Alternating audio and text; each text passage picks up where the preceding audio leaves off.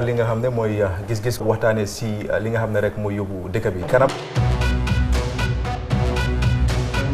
The Constitution provides President can declare a state of emergency in two circumstances. Now I believe Gambia security is at risk for invasion. He has a right. Constitutional as it can last for 2 weeks.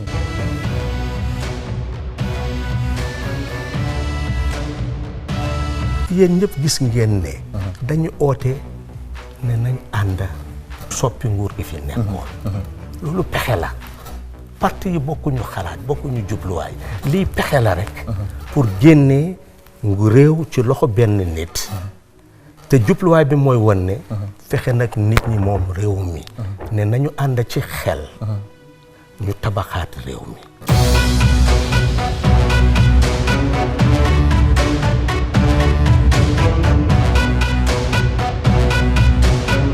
Tegabimo, you want to be humble and everything. Why you are not an ordinary minister in this cabinet? That's true. Because you are head of the UDP, you are like a father figure to most of the... It's the fact. Whether mom accept or not, so the point is, because of that prominence the baro def la consult or legi yow ya de yobu ay nit ci baro pour mu appoint lolu moy lacté ndax li mo am. President Adama dafa am mandate. The Gambians choose. Ne na liggéey réew mi.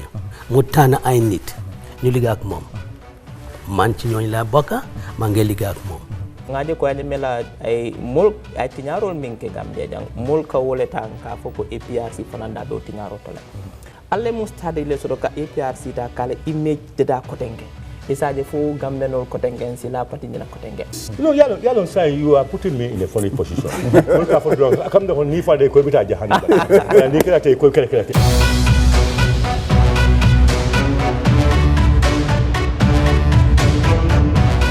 ñu ngi leen di dalal ci gis-gis yi tey bi sorry dama am yaram boo xam ne neexut noonu so suma performance nax la des may bi ñu ngi leen di dalal ci gis-gis bi bu baax tey dañ bëgg a waxtaanee lu bëri lu demee ko ci li nga xam ne moo nekk di xew ci dëkk bi ñu ngi just dégg ne o jot xibaar ne Alpha Robinson of Nawek seen MD bi maanaam dañ ko daax ak génne ko indi naani Juwara so dinañ waxtaane loolu and then maa di jobaate tamit dina ñëw si end part of suñ waxtaan bi dinañ waxtaane tam li nga xam ne mooy Guaranty Trust Bank of course ñu ngi seen staff yi di génn di ñaxtu ne dañu war a yokk seen salary ak tamit seen maanaam working conditions yoo xam ne ki nga xam ne mooy seen MD bi nekkul di ko consider and then dinañ wax about tamit li nga xam ne mooy GT board si tamit ci end part bi dinañ waxtaane ay problèmes yoo xam ne ñu ngi fa xew ñu ngi am ay news ne about 5 staff ñoo génn dine seen how to call it seen MD bi of course ne ko di perform well so loolu yëpp dinañ si dugga waxtaane loolu noonu well I will start with Sabally dinañ start with Guaranty Trust Bank we know very no sorry nañ start with Nawek balaa ñu ñëw si Guaranty Trust Bank nañ start with Nawek Alpha Robinson moo nekkoon MD Nawek and of recent ñu ngi gis not recent rek but then past months yi yëpp ñu ngi gis nit ñaa ngi am problème yi courant ndox ak yooyu noonu and then what is of course on your Facebook and they always post about MD ne he's not performing well du yóbbu Nawek tey ñu gis ñu génnee Alpha Robinson and then ñu indi Nani ku nekkoon député of course so gis ci move boobu noonu by Barrow's government. Well, perfect move, a good riddance. I mean, I salute you, Mr. President, for doing the right thing for once.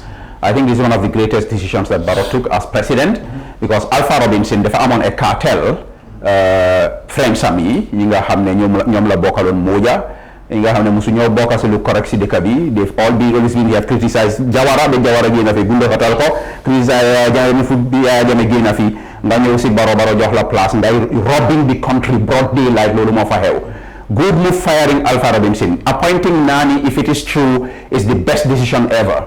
I've worked in this government for almost 20 years. There is no public servant that I respect more than Nani Juwara. He's competent, he's dedicated.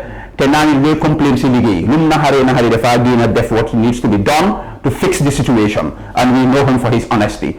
Will Barrow confirm him? That's the $1 million question because nguur gi bëgguñ nit ku jub. That's the fact. If you are too straightforward nga bëgg a xeex corruption duñ la jox place bi. Nani should have been appointed like 3 years ago. What happened? Okay. We must say teg rek mooy Barrow set up his first commission of inquiry pour look into the tenure of Alpha Robinson and his gang. We know them. Am nga Gambia lu fi gën la li ma gën a naxari si dëkk bi su doon Alpha Robinson keneen la ki nga xam ne he's not connected to the urban mafia cabal di kon sponsoring several protests di kon wax leen lu nekk waaye Alpha Robinson mu ngi yaaxa dëkk bi on Twitter lu fa nekkee postal sa favorite album sa favorite footballer I mean because this guy is within your circle gis nga dëkk bi suñ buggee mu dem foog ñu waxante dëgg man I've been talking about Alpha Robinson and people were talking to me to stop it man over my dead body because kii dama xam ni moo def even the staff of NAWEC have been oppressed and suppressed ñun ñi nga xam ne seen whole life foofu leen fa def Alpha Robinson is not more intelligent than them man I knew people at NAWEC ñi nga xam ne they were better than me at high school they are first class students in engineering nga ñëw nga ne ñooñu xam nga li mu wax mu ne NAWEC has been destroyed for 50 years Alpha Robinson li mu fi wax kenn musu koo wax people suffered people went to jail because of NAWEC ñoom Abdou Diop for standing by the right thing pour wax Yaya Jammeh dëgg mu yóbbu leen jail yow nga ne ñu ñëpp ñoo doon yaaxa compagnie bi yow rek a baax si dëkk bi good leaders waaye Barrow not set up an inquiry into what Alpha Robinson did they gonna démba barki démba xaw ma $40 million la guys sign let them reverse all those decisions ñu seet yan la ba jafa nekk so Saba is everyone don't mention Alpha non drop yes absolutely what exactly reliable information I'm getting from within oil deal for instance ñëpp xam nañ ne NAWEC engine yi ñuy use heavy fuel oil is more efficient nga am heavy fuel oil nga bàyyi foofu nga dem si sa fen bi nga xam ne dafa am essencer nga jël light fuel oil the cost is more than double ba pare loolu dafa yaaxa engine si am nga Alpha Robinson ñaata engine la destroy within this tenure malaka ñun duñuy talk based on facts we don't speculate let them challenge me si preamble bi dama fa doon mention ne dinañ talk about National Assembly of course recently ñu gis a lot of moves nañ si ñëw after this Daba yow sometimes I think you do deal with NAWEC sa gis-gis about recent move bu Barrow def xam nga Nani of course sa gis-gis si situation and then ñu move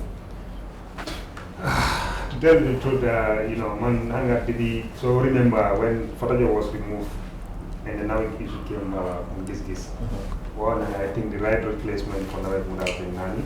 And so by at some time, Koga again on Fokyo, I don't know, another institution. What's the name of the institution again? The GGC. Was it? People, I don't know where I've has something like that. I said, it's a wrong move because the reason why is Nani is very competent. But I'm an institutional member. Really, it's very important in institutions like NAWEC. You understand? And to tell you the truth, I think he builds a very good relationship and camaraderie between mom and the stars of the institution.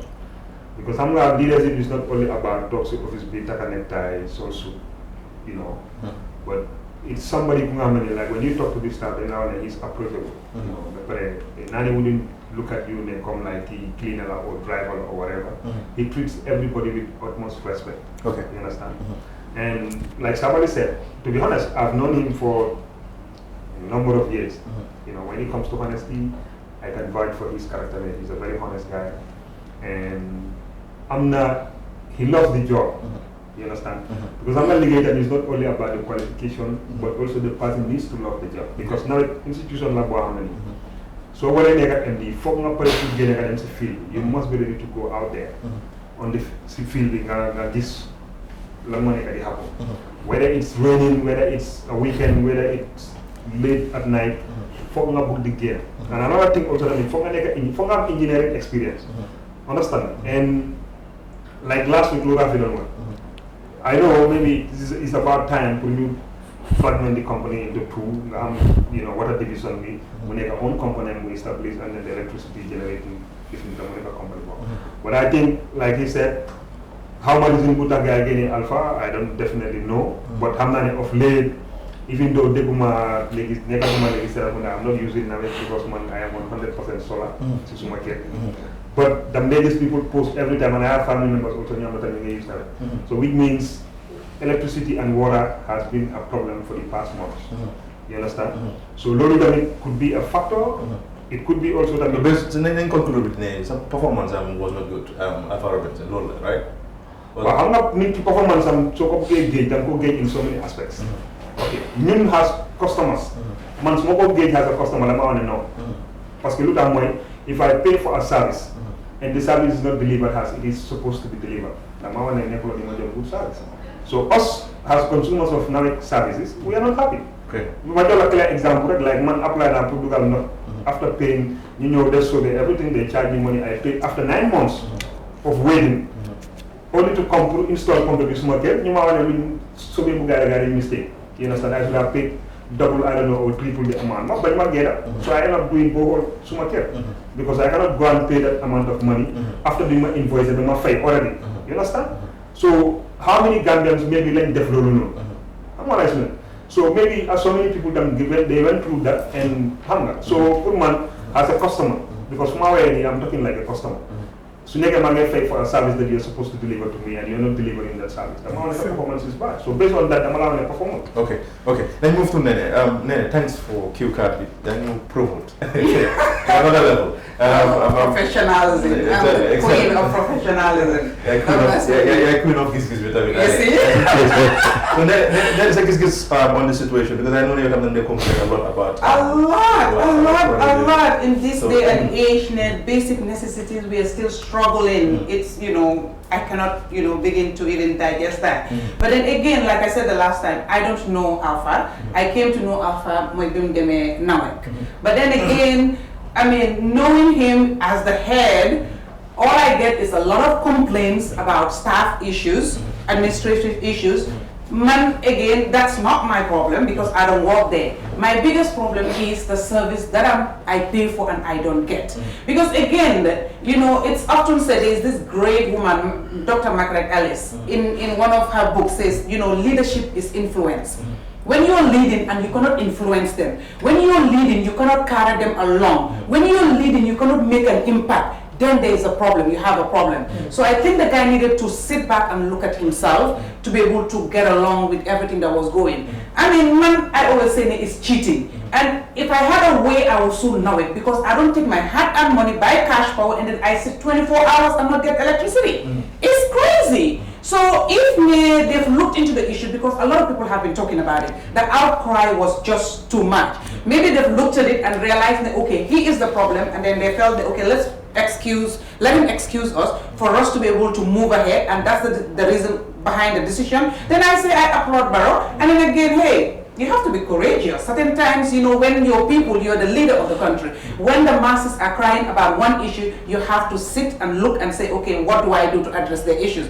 And if this is one of those things, then if I address the people's outcry, then I applaud Barrow. For once, I say, good job, Mr. President, and keep it up. Look within. Go ahead and look within. There's so many institutions like this that you have to look and then get rid of, kick that leader to the core for people, you know, to be happy and be able to make an impact. So, I mean, if this is going to, and whoever is coming, whether it's Nani or another person, you know, learn from this. Go in and look what the issues were. Look at where he fell short. Look at the things that he did not do right, and then use it as an opportunity to help yourself and make it better. Because we don't want to get rid of Alpha Robinson, and then the next person is even worse. Man, if somebody else has come, even if somebody goes there, I'm not getting electricity, I will talk. I will say, get rid of him. So all I need is electricity and water. It doesn't matter who the person is. Perfect. Rafi, say this on this, and then you move to National Assembly, of course. Gis the biggest critic of NAWEC when it comes to service delivery. I think in fact there was one time I had a Facebook tag saying that I'm a big fan of NAWEC. Yeah, I remember that. It's very sad. The company we did in 1977 believing you the same thing. NAWEC, I think it's about time to move on leadership. They put national interest and NAWEC's interest first rather than their own personal interest. And Mandela is like the definition of a boss and a leader. Come a leader that inspires some workers to follow you. But a boss, you stand there, you know, giving orders, you know, tap on the level and center. And an institution like NAWEC, so I'm going to make a whole reform. Because we fight and we have to figure out need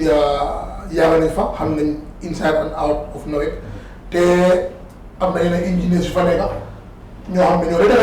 are always in your office making decisions.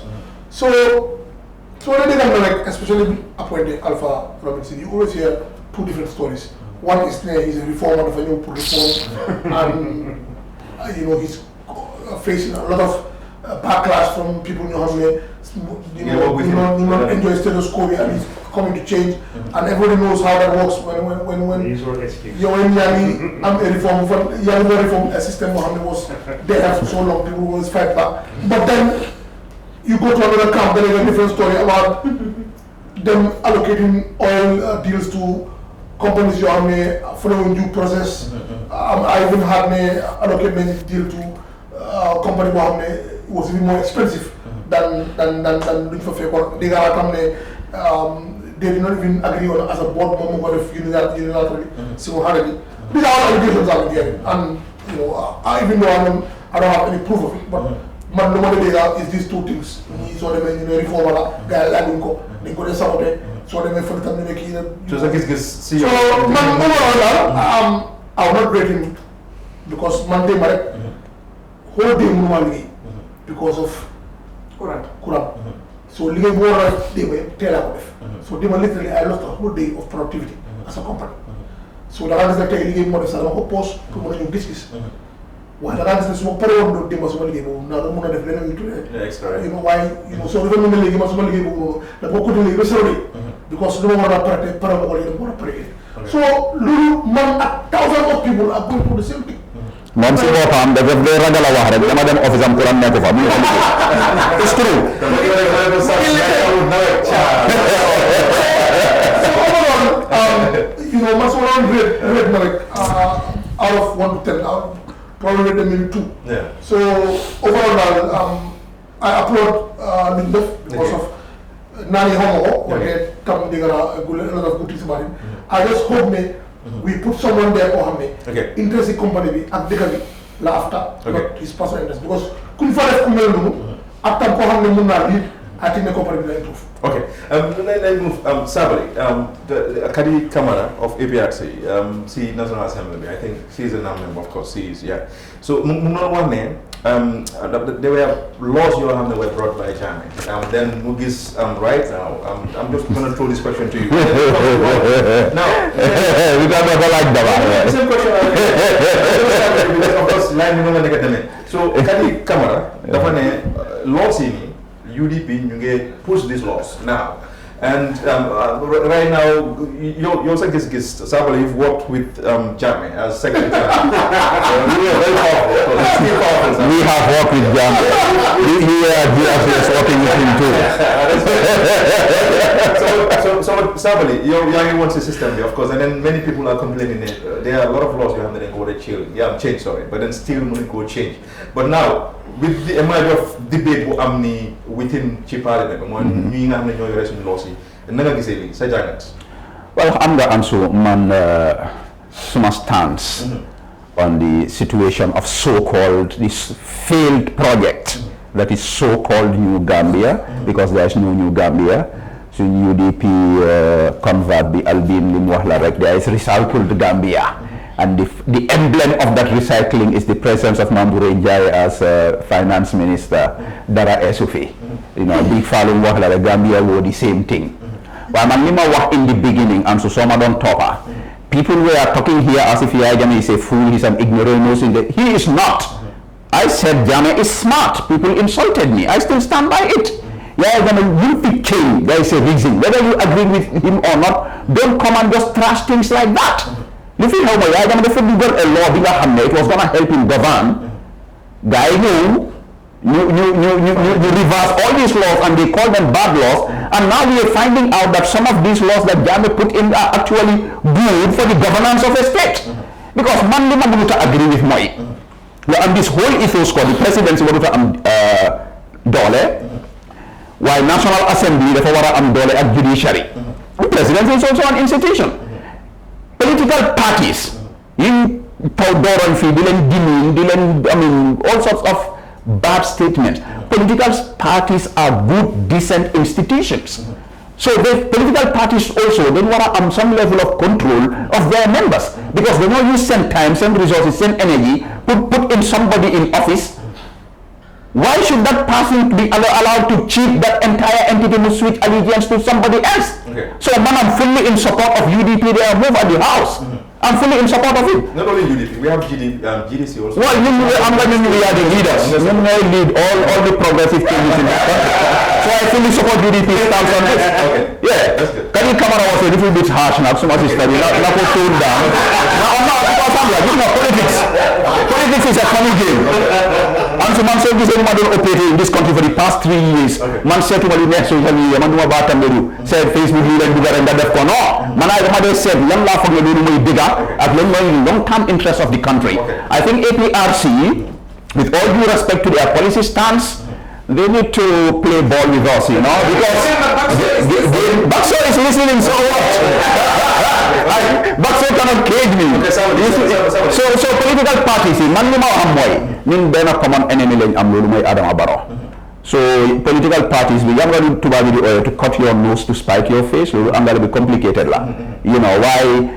So we now political party just because they don't want beef at me. We also have biggest enemies. Adama Barrow, Mobile, Assatia, Jamaica, Mujoko Batamiru, Joko friends, and in the Hangal Sibena tailoring shop fee on Taraba Avenue. So APRC should be fighting Barrow, not UDP. This is my position. Okay. They should support us actually. Yes. So having said that, you, for example, Sudan and councillors or non-members, you have you get them legal accordingly. Yes. You need Japanese.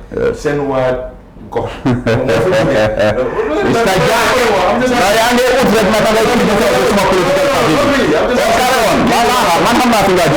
send go. For example, there's two political parties, of course. We know that very well. Good. Now, so that person get a legal accordingly, and then you come to a point where the political party will use just send power. Pour gain from the system, and then Kokul Silum Neka is really right. Yo, let me say you want that. Manduma answers a hypothetical question. Okay,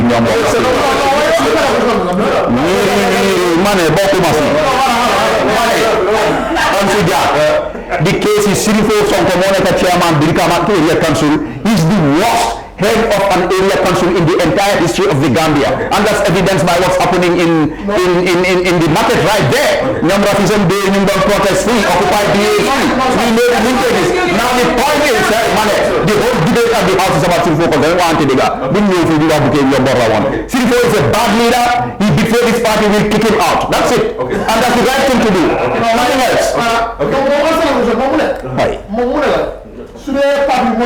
No, I know.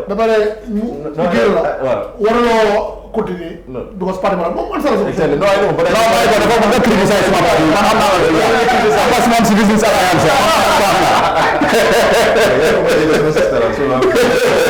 So that was a Giss issue, and then you move on. So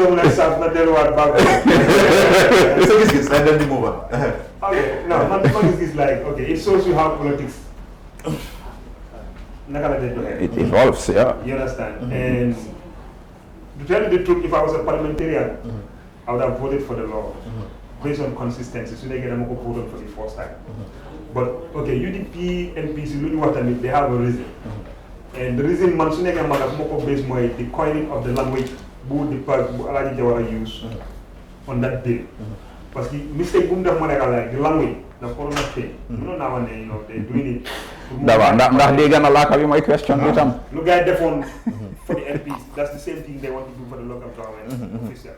But the fact that they use the language, they're like putting you free from their political parties. When you want to join a political party, nobody forces you. They can't take for themselves for having a join by force. Okay, you can go into a party thinking they can just see from far away. No money can do the party. I'm not right to gain, but man, so they get man personally, man. So my gain, labor more profit to Johan, I'm going taking my jabal from them to go and look for new things. You understand? So I wouldn't agree to it like, okay, a party finances your campaign, they did everything a win, only to get into parliament, then cross carpet to another party. You understand? When a ruling party will cross carpet and them to a opposition party, understand? So put man lulu, tell me. Political parties need to learn from this. More senior selections. Selections for certain candidates. You have young like I choose. You understand?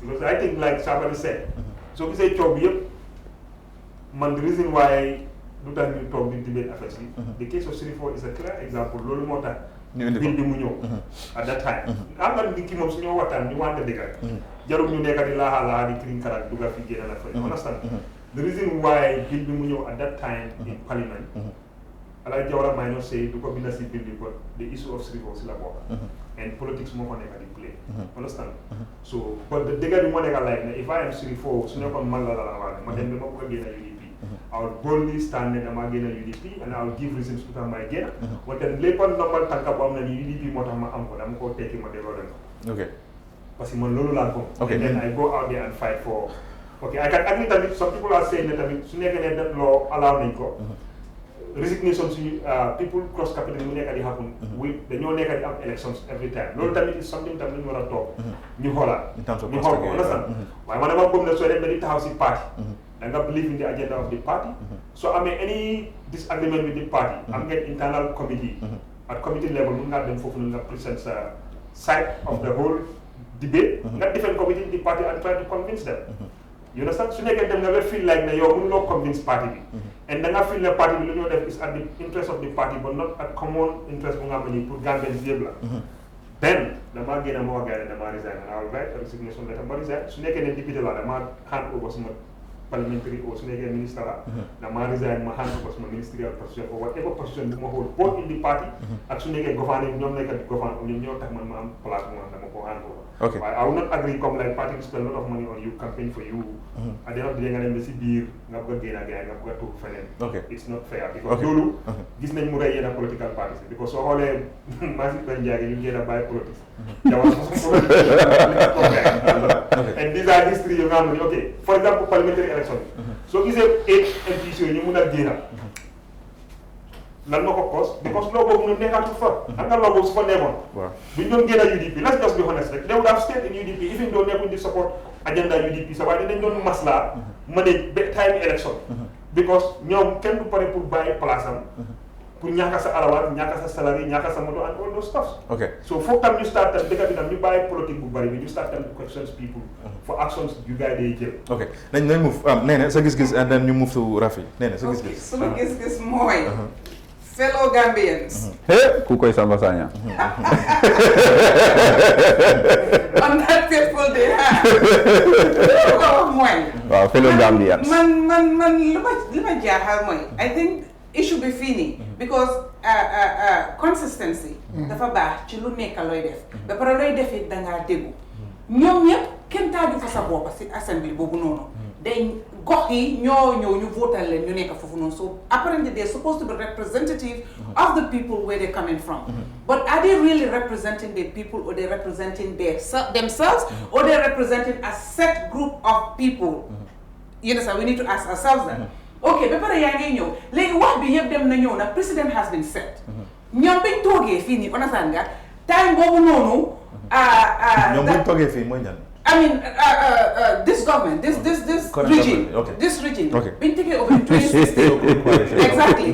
Affaire bi dafa demee woon benn boor ba nga xam ne xamuñu woon démba time boobu rek lañ doon gis so li mboolem luñ doon def understand nga mu ngi leen doon favor age limit bi ñu ngi ko change to favor a certain set of people. ñu dem si assembly bi ñu change that law that is going to protect them, the National Assembly people. Okay? Fàtte ne emul foofu noonu rek. Councillors and mayors, whatever chairmanship be, and then the councillors themselves in the wards or yooyu yëpp ñu ngi ko fàtte. léegi dem na ba nga ñëw understand because they thought that everything was going to be rosy.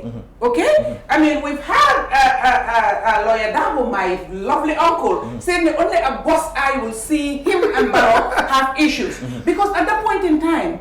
ku ko waxoon ne li xew sa dinga teraana dina xew understand nga daf laa ne you're crazy because that's why he made those utterances waaye nit daf dee baax ba suuraale olof daf dee wane ñaaw njort daf dee baax because lu nekka du emut ci tey rek understand nga ba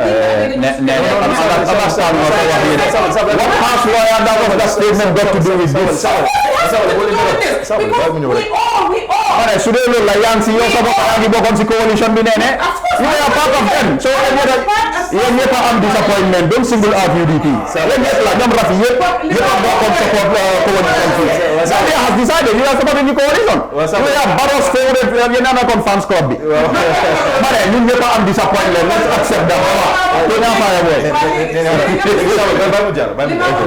ñëpp am disappointment waaye lu ñun ñëpp taxawoon démba ne ok lii moo correct nii lañ ko bëggee ñu wécc ko am wécc du benn yoon du ñaari yoon tey bu loolu ñëwatee tey buñ ne baaxut parce que démba dañ ne woon baax na man foofu laa amee this issue understand this same laws yi ñoo wax xam nga fi dama ko fi doon maye you know what this current government Yaya Jammeh that book that he forgot at State House they're really making good use of it they are really making good use of it because signing wuñ ko léegi su ñëwee ne ok the issue yëpp mooy Sheriffo Sonko ok coming back Sheriffo was one time the darling of the UDP I remember when the elections was up for this chairmanship or whatever UDP themselves they had issues because some people told me Sheriffo was incompetent they told me Sheriffo could not hand the position but then some people told me he's the right person and then he got the support of the majority and then they put him there nobody said anything about Sheriffo until Sheriffo it was clear and that's normal as allegiance to Obama's agenda then that's when I heard UDP now talking about the faults of Sheriffo everything they're talking about Sheriffo is not new it's been there before Sheriffo was elected no way okay certain things came out when he proved himself incompetent nothing No, Sabo. Absolutely. Okay, Sabo. Absolutely. He has not changed, but he has proven himself incompetent, and that's why we are kicking him out. And nobody can stop us. Okay, yes. This is Giss. Maximum Giss like. Absolutely. Carry on. So then, yes. Nothing has changed in Sheriffo Sonko. Something has changed. He has become a betrayer and a disloyal guy, and that's why we're kicking him out. If you ask my opinion right now, he has grown. You understand? He has made himself better. He's more. Are you kidding me? Of course, you are not in Brikama Area Council. You can sit down on Giss and to your right. People are suffering. Sibir Marsa is 7 Sibir Marsa is immediately. Absolutely. Sibir Marsa is. So all these other area councils are better. Sorry, sorry, the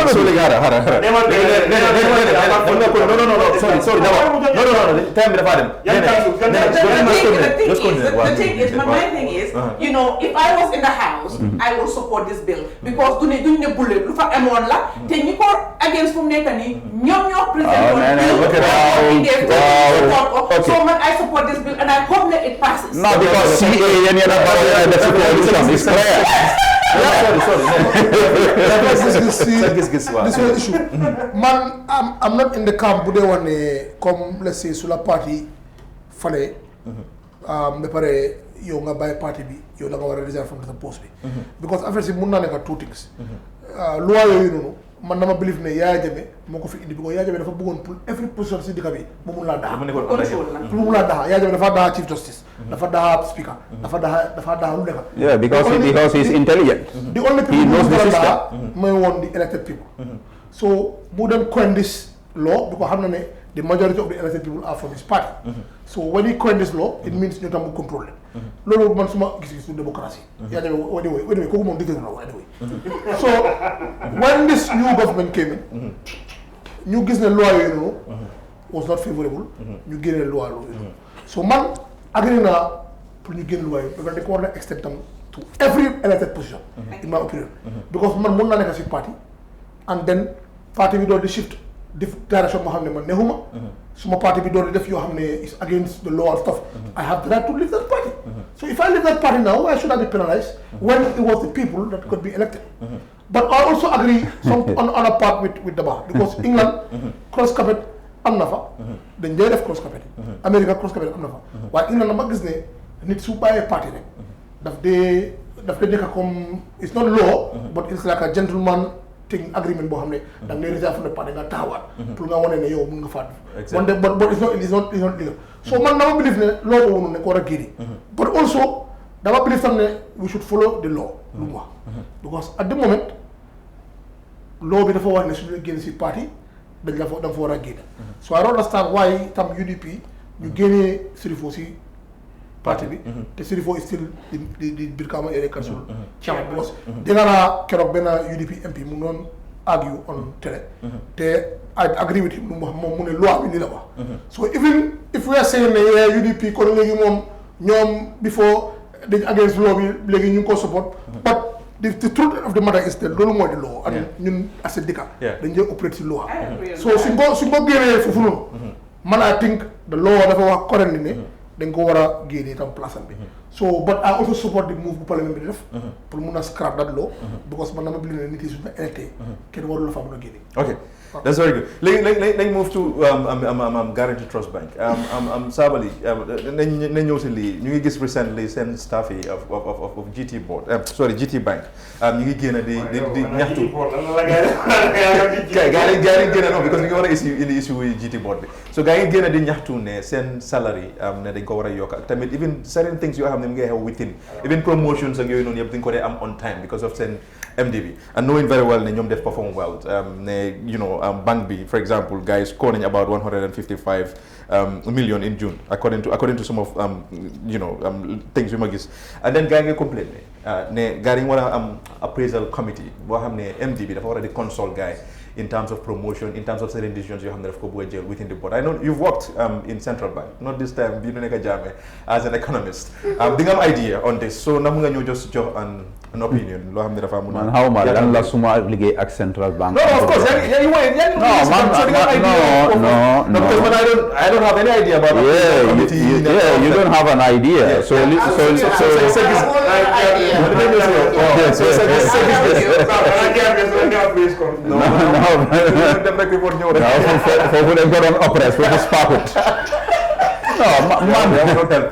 was a research economist at the Central Bank, so there's a department where they deal with the commercial banks. Exactly. That's financial supervision. But I've witnessed certain things.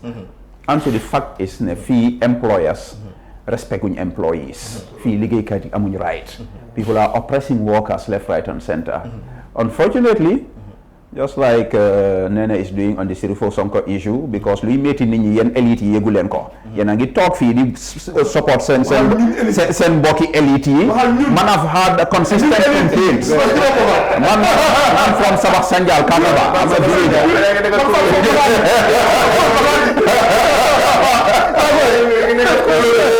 Very close to the beach. Man have had consistent complaints for the past week from two senior citizens.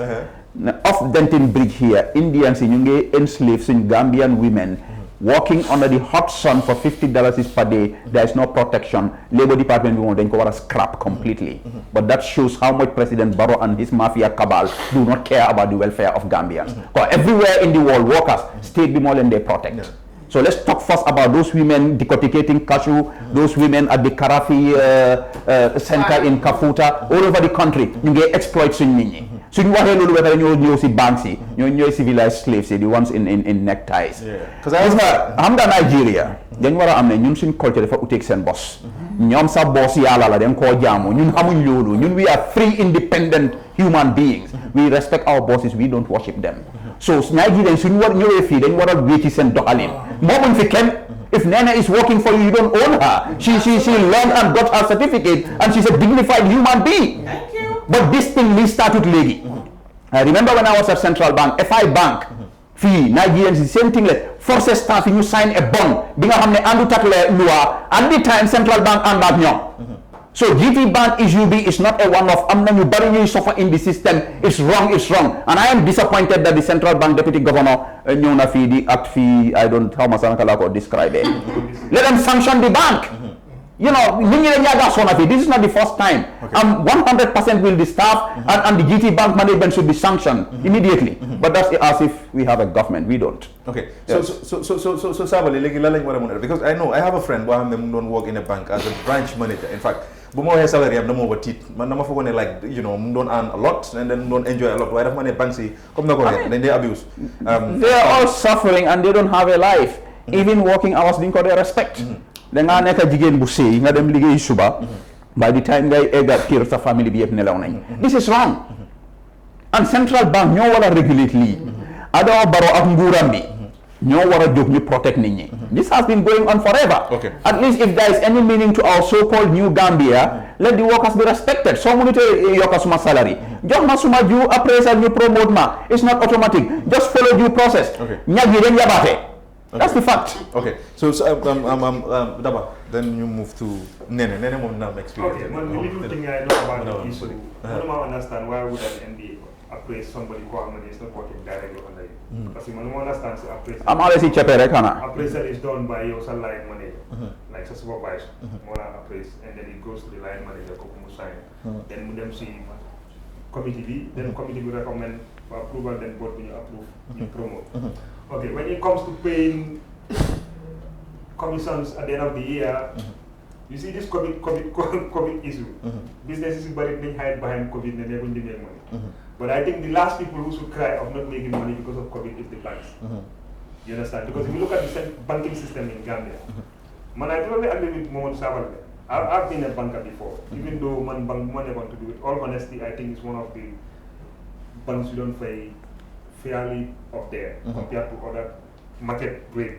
And I think you can go and ask me what how many because I'm not getting any resign from Standard Chartered being and when they come salaries you get and a great guy don't compare.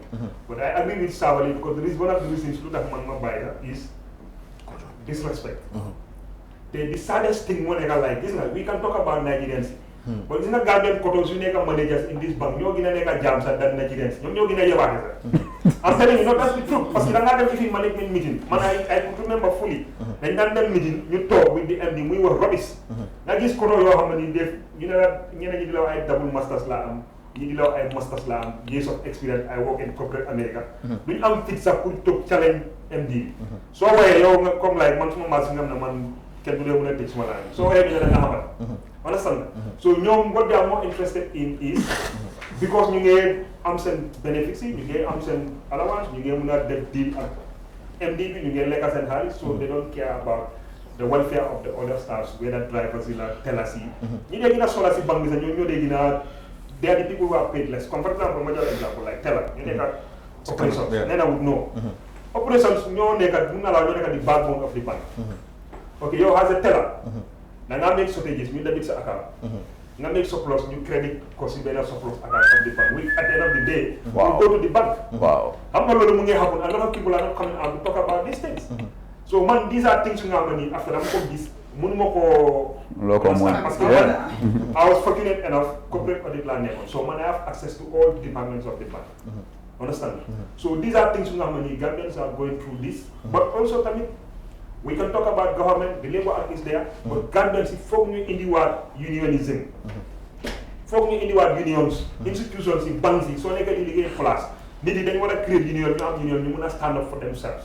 But it's so powerful union, don't let me better because last case, GT Bank, man, even though I've never been a staff of GT Bank, I was involved because some of them they marry child.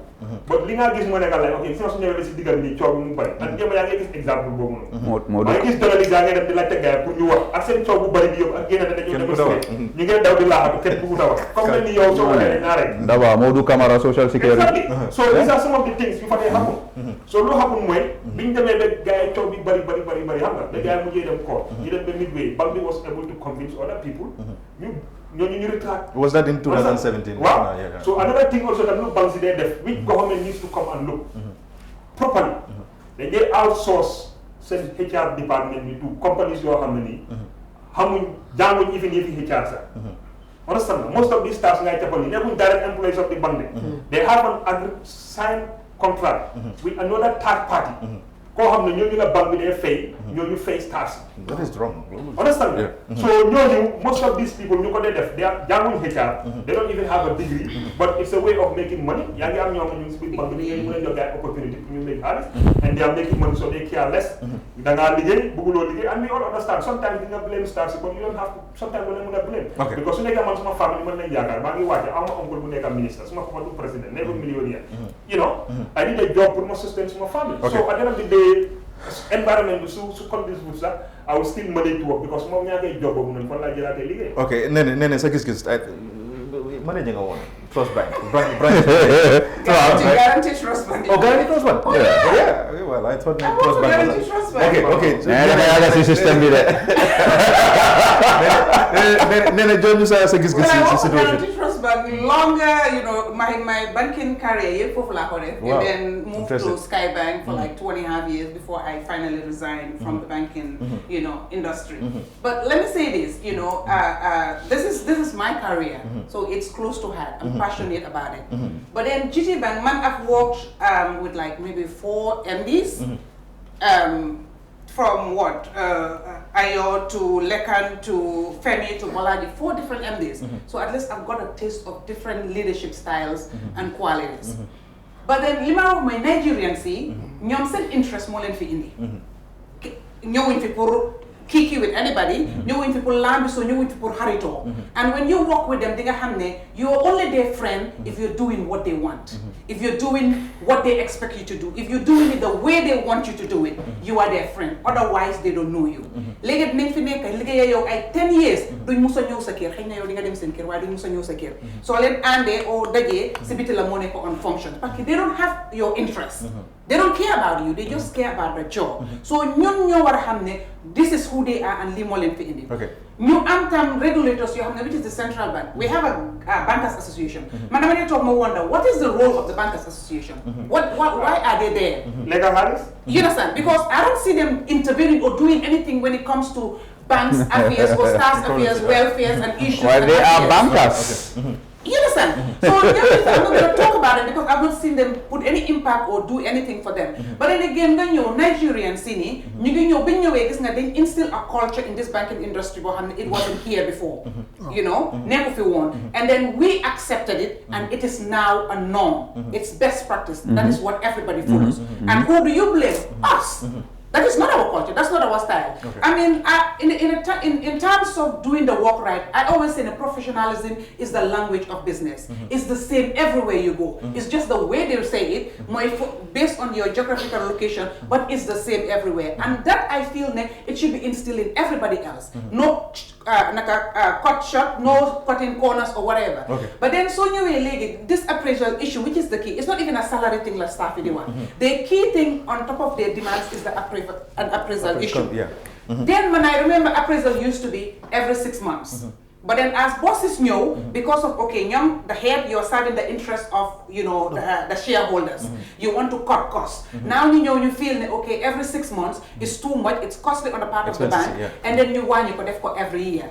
But then every year, once when you a staff code of conduct, all these documents to say, this is what I expect you to do or whatever. But then at the end of the day, some people say, you start you're not given a job description. But then you are expected to do so much when you have not been given a job description. But then as an employee, they feel when somebody hires us, they're doing us a favor. We don't ask questions. We only do what they tell us. We only go to where they get us to go to. We don't challenge them. But then as a staff, the first thing they give you a staff code of conduct. Ask them for a job description. Because of how many you will be measured. And then when you are measured, what are they going to measure you on? Do you know what the expectations are? You don't know it. Then when you be appraisal, you appraise that, then okay, desirable a C, desirable a D. But did you even know what the benchmark was? So staff also need to understand it. They have an obligation on themselves to challenge and ask questions. And then later on, so something like this new way, they'll be able to put it on the table and say, okay, this was my job description. These are the expectations. This is where I am right now. So what is the shortfall or what is the surplus? Then you will know whether you deserve what you get or what you did not get. Coming back to this Nigerian, they're here to exploit us. They will tell you that you start work. When I went to Skybank, you start work at 6:45. Wow. Oh yeah, 6:45. Wow. We had this every Thursday. We call it KSS. And then you have to be there like 6:30, and then 6:40, 6:45. That starts. Then late, you have an issue. They send you a warning letter. But then you have a start time, but you don't have a closing time. In this Gambia, that's how banks work. You're obligated to start at a certain time, but you don't have a closing time. And let me tell you, it's not peculiar to GTA Bank. You go to Access Bank, it's the same thing. They're crying the same issues. Appraisal right now is like the banks don't want to pay money. The management level is so oversaturated, so they're frustrating the managers up there for them to leave because it's so costly on the part of the bank. They don't need them anymore, so they will want to hire cheap. Understand to cut costs for them. Exactly. So managers, you have to be kissing ass, excuse my language, if not they get rid of you. But what I can understand is banks in Gambia never will I'm not banks in Gambia is just like banks in Nigeria, more during that time that they wanted to begin on mice and banks. And put on international reputation and recognition, they were opening banks in countries like Gambia. But so much again, these banks, they are more of like a branch in Nigeria. Okay, how banks here in Gambia? Because they all report to their look at one bank, we make $120 million, $150 million is after tax.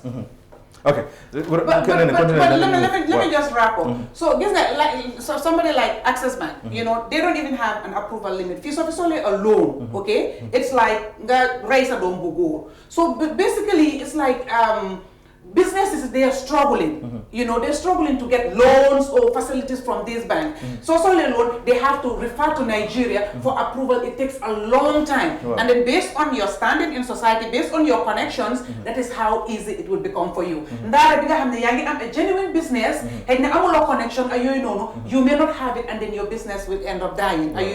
So, I mean, GT Bank, they say, okay, this time appraising everybody, why doing promote can. Why will you not promote? But banks have this bad idea. Your bank, so they may with your degree, with your qualification, they will utilize you to the max. Why not doing invest in anybody else? Okay. I'm the banks you have school being them, so whilst you working in the bank, they large a loan you pay it. Never the bank bill of So you develop some why nyong la use. Wow. So people need to be wise, and then the central bank needs to stand up and try to regulate these things and not let these people come into the country and exploit our people. Okay. You go to Zenith Bank. Zenith Bank, you have the MD, and then you have head of finance is the next in line, and then you have head of IT, and then head of audit and internal control. Those are the only managers. Nobody else is a manager there. What is happening to our people here? Are they not competent enough? Wow. I mean, my uncle told me in Senegal, you go there and open a bank or a business or whatever. There is a time limit. Head of finance, HR. No, the time limit, like you need a grace period, a year or two, the foreigner can hear. But after it has to be a Senegalese. You don't like it, you close up and go. Perfect. Exactly. So that is empowering their people because they believe in their people. While Fini, bad bank nga fi mo fi nekk munga konté maybe ben la onya bo xamne Gambian mo fi nekk MD or mu nekk deputy MD. Bank Nigerian yep, MD is Nigerian, deputy MD or general manager is Nigerian, head of IT is Nigerian, HR is Nigerian. So all the key positions, they make sure they know control. None of our people will be in those people. More than eager to a higher level. How many they use to fight your people? You understand to get power over the people. So we need to wake up. This is our country. We are intelligent. We are capable, and we know it. We are the ones doing the job. We're the ones making it for them. The other thing let me tell you, this MD, all these Nigerian banks. If you go to Nigeria, their officers or assistant managers, they are not even high up there. Why so you if you need MD, send fuel. Even the guy am MD bo xamne light bulb so ya ko kiram sax dañ ko dem defal ji just si dara gene xaliss mu jënd ko. That's how much they enrich themselves. I know other MD right now, okay, mu ngi jënd ñaari kër ci Dalaba estate bi te yow xëy na benn kër sa amuloo ko in Nigeria foofu noonu te biñ fi ñëwee amaguloo fi 3 years waaye staff yi nga liggéey yaa ngi leen di maltreat like crazy staff yoo xam ne yow bëgguloo ko soo nee just to cut everything short yow comme xam na yow di nga allow pour wax loolu lu ñu dee wane seen salary bi is very bad well it's not bad across the board it's not bad across the board gis nga man in the thing of salary duma dee bëgg a argue very well because you have a leverage to negotiate okay waaye nit ki tamit soo xamee sa word si nga mën a negotiate don't take it like the person is doing you a favor. Go to school, empower yourself, equip yourself, and then when you're applying for a job, you go sit there and negotiate. They give you a salary, so no, I don't want this, I want this and this and this. But feeling nyata nidling they just offer a salary, ngale de your kalma. Very few. You have to know your word. So those kind of things, understand? You have an discretion. The other thing, let me tell you something. Let's say with GT Bank, which I know very well. I can talk freely with GT Bank because I've been there for so long. I mean, I'm in your hand right now. They them for maybe I'm on 1 degree, okay? You develop send because the policy is there. So I'm going to take degree, ET, executive officer, executive trainee, might the highest level for So I mean degree, then you can start climbing up. While you body them in school, for example, but I mean same degrees, while yet still you learn when you move to the next level. So they're just there stagnant. When do you expect them to move? When do you expect them to develop in their career? When do you expect them to start enjoying the free satellite, the free fuel, the drivers and the cars? I know. I mean, you're going to be here for years and not be anything. But I think Borough government, I mean, you help see. The central bank. The central bank. That's the whole side money. Rafi, say Giss on this. Man, for now, Lumasi issue is very small because I think you bari mo Sawali one about the culture. Man, they in Nigeria. I lived there for 3 years and I see the way their culture is in terms of boss and a worker. Fufu is very different from Gambia. You know, Nigeria, so they get boss, so it does some mobile phones are going so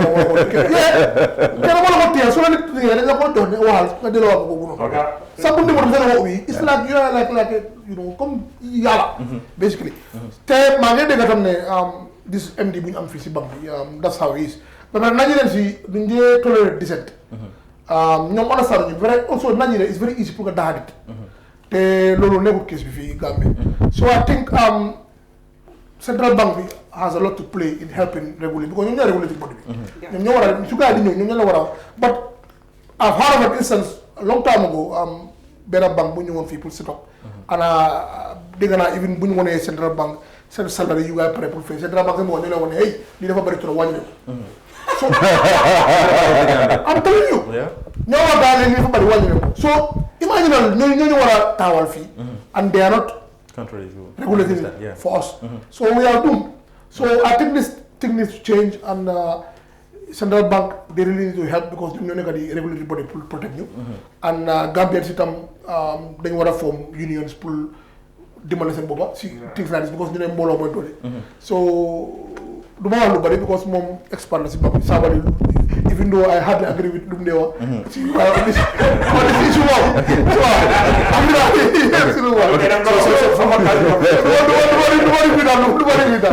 Okay, so let's move to Sabali because we can conclude with this and then with GT board. I know with time then allow them to put more information about this because we know the GT board about 5 of them no gain the complaint I'm not corruption before they how she office before no they send director be Haidara and then tamit minister be Bah Ahmad Bah ak tamit finance director of GT board permanent secretary of tourism of course ñoom yëpp ñu ngi involved ci yenn dealings and then ñu ngi wax ne there is something look I want to bill exactly but then guiding waroon na def bid ecotourism perfect so they invite different people and then guide different construction companies ñi ñëw indi 10 million 12 ñeneen ni 13 ñeneen ni 14 and then ñu jox award project bi to leer group of course.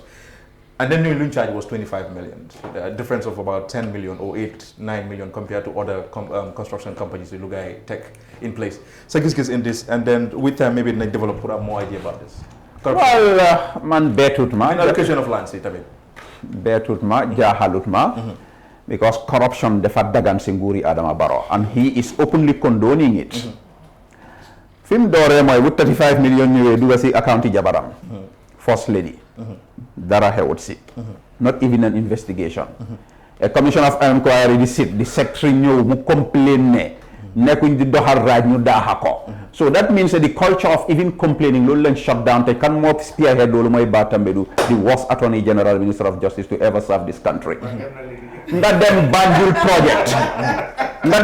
project that is the most inflated public works project in the history of the country ñepp a ngi noppi moo tax ma ne corruption dafa dagan si nguuri Adama Barrow nit ñi sa den sona nit ñi complain atuñ so GT board ñoom ñoo feeñ rek waaye every ministry board and corruption moo fa nekk na mu nga watuti tam about land allocation ci gaay land allocation bi moom Ansu Jack lu nekk si loolu is not just GT board it's at the very head at the Ministry of Local Government and Lands they taking our lands ñi nga xam ne ñoo gën a am land ñooñu la ñoo allocate land here in the prime area assets yi Yaya Jammeh dem jaay ko Senegalese Fouta Enterprises na dof lu nag Adama Barrow nax ko mu jënd dëkk bi yëpp lu dal Mohamed Basil lu dafa tuuti Mohamed Dia is enjoy now 10-15 years Futa Enterprise soo maa déglu man Modou Sabally Mané loo fi am den koo ñaaka in 2021 inshallah. This is rife in the country, so I just don't want to pick on GT board. They are corrupt, yes, but the entire government is corrupt. Yes. 2021 UDP, yeah? Absolutely, without a doubt. You better align yourself now. Never be the top of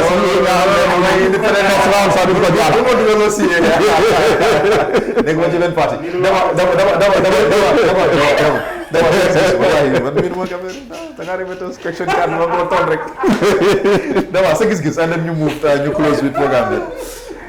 The corruption moom is a cancer. It's something lu nga xam ni even with bipartisan, su ma nekk bipartisan even in parliament, they need to come together and work on that.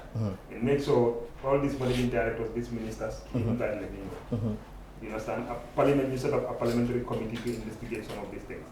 I'm happy that staff they wrote to the National Assembly, and I hope that the National Assembly Select Committee will pick this up, investigate, because the thing is, man, I don't have an issue with okay, key from charge 5 million, key charge 3 million, you have charge 5 million. So again, the quality of work more offer and the guarantee more going to offer higher quality and higher standard. I don't have a problem with that. Where I have a problem is, so negative man, I'm giving the same quality. Not because you expect me to give you something, man, for no land issue. And for investigation, what I'm going to But justification, I put an expert. No, but already they've done that. I think inviting about 2 companies to and then vet and you check. I'm don't blame only GT board or the ministry alone. Pira said public procurement authority because at the end of the day, no matter what, the minister can make recommendation, GT board can make they have a right to give veto that to make sure. No, but GBPA definitely. GBPA should definitely you have recommendations, minister didn't flood then they should take it up. And this is where institutions in you feel like you go you amne. Make a minister or make a director or a head of institution is not the end of this war. I'm not a minister and you they've made money fake even in government. Okay. Understand? So that class next somebody may report me or if I come out and talk about this thing, then matter or then my force or then my frustrate to resign. It's better to resign with your dignity than to book as you know how many elect for prosperity. They call book the has a dome. Understand? I think no longevity what they have right now. Okay, with regards to if you like, man, I've been saying this thing. It's not look at that value. Them started parade. No industrial side if any kind of thing. I'm not saying they weren't called job put the goods to take it. Understand? But don't let them get a call the goods to take it. I call your 2, 3, 4, 5 places. I call allocate prime places. Understand? When you have other Gambians in Germany, they have business plans, they can do the same thing or even far better. Understand? Because look what they have always more. When a foreign investor comes into the country, they are welcome. Because they know don't come in as foreign direct investment, they come with foreign exchange, then they create employment, they pay tax. But 75 to 80% of the money they make, that they gain at back. But if you empower a Gambian business, he is a Gambian. No matter how much money the individual makes, the first takes it there. Okay. Understand? So when I think it's important that you start the research in lands, you have to you call you make sure you call your money. You know that the farmer but just not me. I feel friends with public. This is okay. Okay, Nene. So gis and then you dem Sirafik new. Sad to say the least. But then again, li biir yëpp ci boppam la commencé. Okay? I mean, GT board is under which ministry? Ministry of Tourism. Who is the minister of tourism? The chief bumster of the country. Amanda is enjoying a moral superiority. It's true. Oh, sorry. I mean, Amanda is enjoying a moral superiority in his ignorance.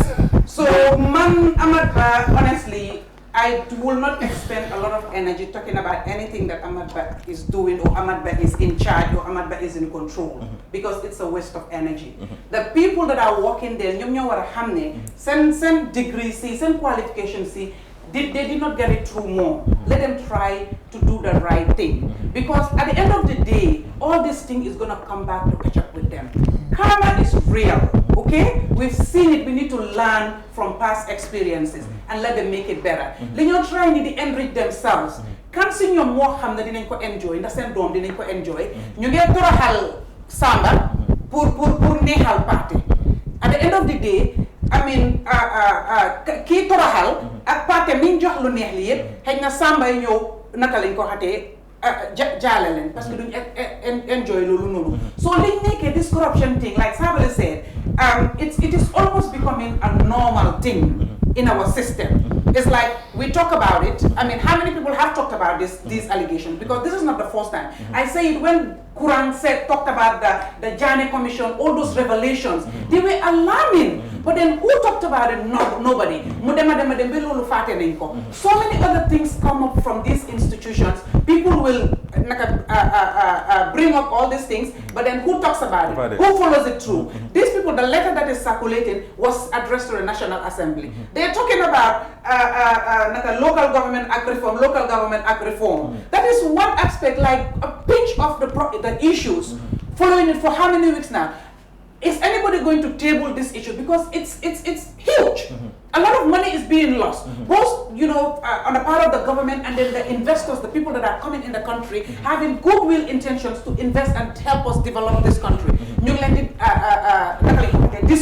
So these are things that they need to look at, and so many other things. We talked about last week the GNPC scandal. Who's talking about it? Nobody. Yeah. It's alarming. It's almost dead. It's almost dead now. Exactly. Yeah. It's huge. Yeah. Thank you. And these are the things we need to be talking about and buy this monkey business. If you invest peanuts, you get monkeys, and that's what we are saying. Okay. Rafi, so Giss and then you just closed. GT board the Minister of Tourism, even lands, local government lands, the further that happen is really crazy. The amount of corruption that is going out there is really crazy. And man, I challenge the journalists to expose these things, because man, I've lost faith in the legal system to do anything about it. I've also lost faith in the parliamentary system to do anything about it. And I've completely lost faith in the executive, because man, I feel the food already started as an event. So man, let us just put our focus in exposing them. So at least, even if nothing happens to them, at least we will know guy alone def. So government after ñu defar suñu commission. So ñun tam nañ xam loolu yëpp suñ ko xamee for prosperity. mooy tamit ne dañ mën a dégg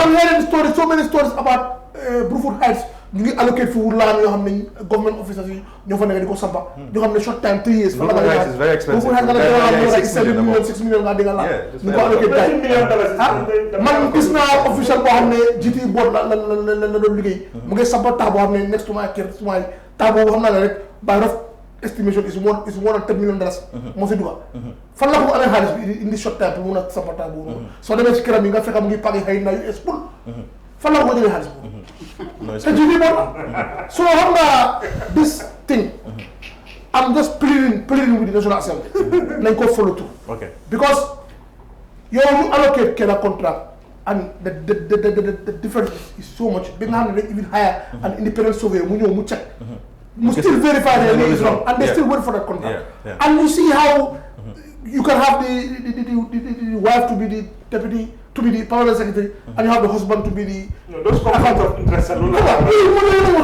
Exactly. You show me something when you know chicken. So this thing that happening there, it calls for state capture. Contact Nasi Chronicle. This is now Chronicle story. On this, and I commend them for that. And I want more journalists to be exposing these things more and more. Investigative journalism. Exactly. Wow, because you more of that. That's what you need to know these things. So we can use it as a reference. Okay. Because Nemo, I just lose faith in him. Okay. But I'm praying and hoping that by 2021, Nagambians here will be sent book. You come look back to you. You give me fee because you never for drop. Okay, so next week inshallah. Then you them next week inshallah. You know a benen topic bo xamne mo yité askan bi. Thank you very much. Bye. See you next week. All right. Assalamualaikum mbokk yi di seetaan li nga xamne moy gis-gis waxtane si li nga xamne rek moy yóbbu dëkk bi kanam. The Constitution provides President can declare a state of emergency in 2 circumstances. Now I believe Gambia security is at risk for invasion. He has a right. Constitutional as it can last for 2 weeks.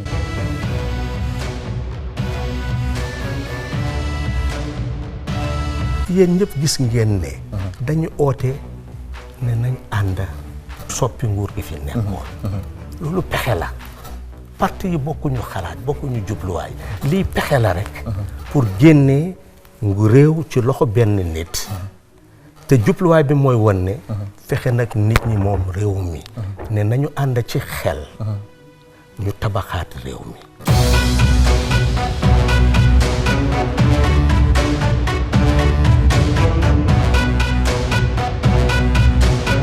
Degabi, you want to be humble and everything. Why you are not an ordinary minister in this cabinet? That's true. Because you are head of the UDP, you are like a father figure to most of the... Mr. Saba, lolu moy sa gis-gis. Lolu moy dega. It's the fact. Whether mom accept or not, lolu moy dega. So the point is, lu ñu latte moy, nit ñi luñ fogg moy because of that prominence bi nga am, the baro def la dé consult or légui yow ya dé yobbu ay nit ci baro pour mu appoint lolu moy latte. Ndax li mo am. President Adama dafa am mandate. Because Gambians choose. Ne na liggéey réew mi.